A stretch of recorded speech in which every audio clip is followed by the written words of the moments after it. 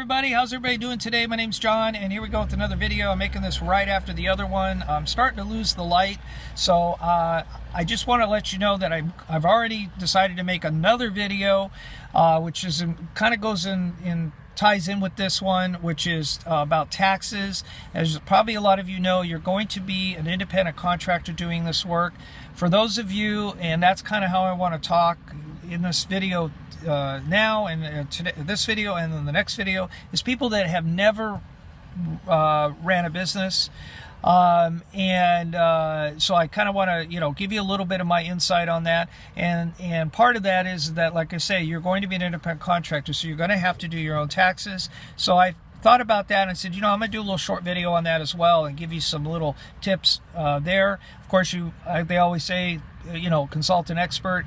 Definitely want to do that, but I'll give you at least some of the basic things that for you to know about.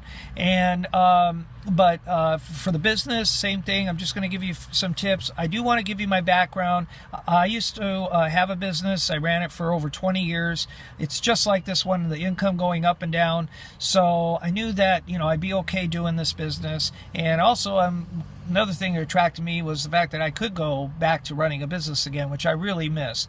My other business did great. I didn't go under or anything like that. I just decided at the time to take this job opportunity to more down the corporate route, and it was a good choice. I was there 13 years. I was there long enough to earn a pension from them, so I help supplement in retirement and things like that. So definitely a good choice. But I'm real excited to be back running my own business again. I really missed it. So this will be a video, this one and the next one, but especially this one will be all based on my experience versus the other ones were, trying to pass info along that I learned from expediters that I talked to. So this one's really coming from me. So let's get into it. Really simple, common sense stuff here, but again, I have to assume a lot of you have, not run a business, not done your own taxes, all of that kind of stuff. All right, so first thing is, whatever financial institution you're with, see if you haven't already, but or you can set up a separate checking account for this. But you see if you can open up like 3 or 4 savings accounts. I have 3 in mine, savings accounts, and in my case, and I assume probably in most, you can go and you can label those whatever you want, the name for the account, and so I have one labeled maintenance, and I have the next one labeled taxes. Those two should be those are definite ones you want to have, those two. Now after that, then you can kind of customize it to your liking, what works for you. But I would recommend one more, no matter what other one you do, and label it general. Okay, so maintenance, taxes, general. The other one that I am going to do is I've decided to call it time off, because as you know, and I know you're looking to do this as well, is to take time off, right? To go explore and adventure, go on an adventure and those kinds of things as you travel around doing this work. And so I decided that I'm going to have an account that I will pay out of my money for that purpose, right? It may not pay at all, but it'll be there. It'll at least supplement. Okay, now all of that is important. All those accounts and everything all ties in, and especially the general account as well, ties in to making the transition from having a fixed income. Again, I'm just going by what's more common with the having hourly work and hourly pay, basically an amount that you can count on every week, right? That's fairly fixed, and every month you know, hey, I'm going to make this much money, right? Well, if you're in this business that goes up and down, you're not going to have that normally. But if you do what I'm doing and what I'm suggesting you do, you should be able to keep that. And I know that's important because, again, it's about feeling secure, especially thinking about a job that's going to go up and down, right? Okay, so here's very easy to do. You find out what your target is, right? What you need to money you need to make, right?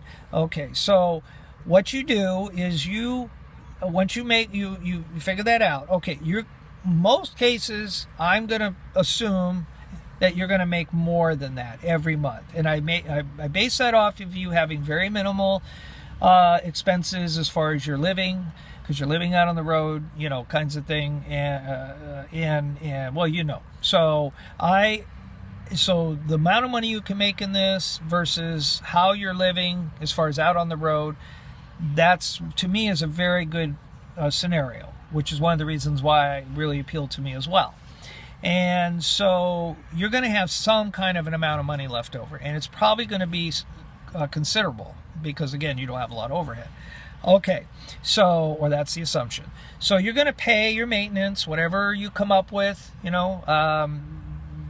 figure out what your cost to do your oil changes, figure out you're going to need tires probably more often, unless you go with a nice set of tires, which most expediters do. After they wear out the stock tires, they buy a much better tire. It lasts a lot longer, but that's going to cost you probably about $1,000 for 4 tires.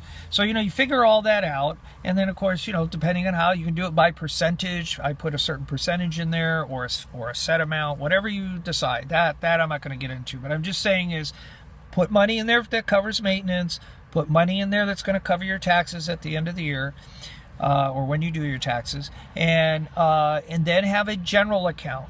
Now, once you've paid all your expenses, and you've paid, which is part of that, is paying those accounts and all of that, and all that's done, what you have left over, put that in, and that includes money in your checking to pay for food, and so all that's done. Whatever you have left, surplus if you want to call it, put that in the general account, and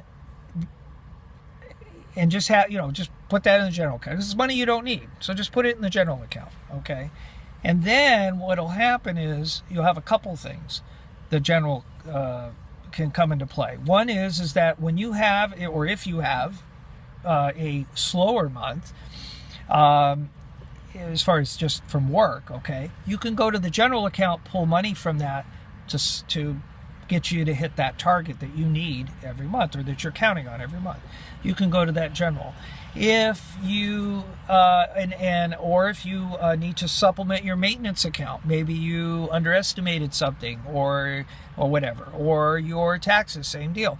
That general account, that is really what's gonna make it just really go smoothly for you, in just about every case that you can think of the what ifs. So maybe call it rainy day. People like to say that's my rainy day account, right? So whatever you want to call it, but make sure you do that. Now, you'd probably say, well, it sounds real easy, but, maybe you're not going to be able, do that. You're going to be able to do it to some degree, but maybe it may not be a huge amount. And certainly in the beginning, it's going to take time, in other words, to build that up, okay? All of those things. So I understand that. But it will build up, and you'll be surprised, if you just put it away and you don't touch it and all that. Or, again, you could get it to a point where, like I'm doing, I'm going to have an account that's called time off, and that's going to be my time off, because as you know, and I'm sure you guys are looking to do this as well, is you want to take time off and go explore and, do your adventures out there on the road and those kinds of things. And I figured, well, I'm going to put some money away for that. Now, I may not pay the entire time I'm off, but it's there to supplement it. And if you have that there for that, and you have maintenance there when that comes up, and taxes come up and all of that, you will never have to come to a month where you have these things come up, and now you have to take money from that you were counting on, right? Take money from that to cover that stuff, right? So there you go. So that's all you got to do, is just do it like that and stick to it. I did it in my other business. It worked great. I always could count on a fixed amount of money every single month. And when something would come up, the money would be right there for me. Now, you may want to do it a different way. Some people like to do it where they use a credit card as a standby, as an emergency fund kind of thing, or whatever. If that's better for you, then whatever works for you.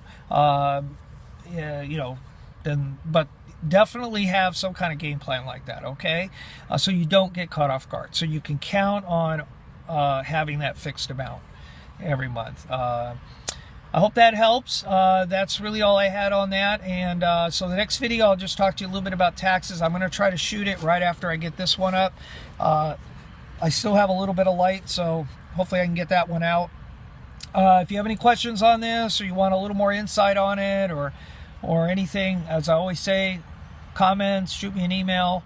It's the same name as the channel, Small Places, Big Places, Small Spaces, Big Places, at gmail.com.